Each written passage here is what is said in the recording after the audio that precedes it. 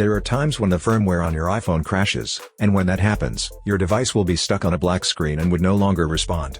You may think that it's a hardware-related problem, but it's actually just an issue with the firmware, which you can fix on your own. In this video, we will show you what to do if your iPhone XS no longer responds after the iOS 14.2 update. First solution: force restart your iPhone. Most of the time, when a high-end smartphone like the iPhone gets stuck on a black and unresponsive screen, it's due to a firmware crash. You can fix it by doing the forced restart.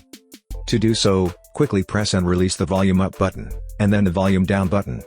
Immediately after that, press and hold the power key for 10 seconds. This will force the phone to boot up. When the Apple logo shows, release the power key and wait until your iPhone finishes the reboot. In most cases, this procedure will fix the problem. So if you're able to make the logo show on the screen, that's a sign that the problem is fixed. Second solution: charge and do the forced restart.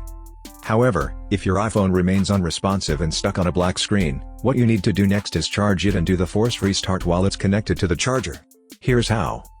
Plug the charger to a working wall outlet and connect your iPhone to it using the original cable.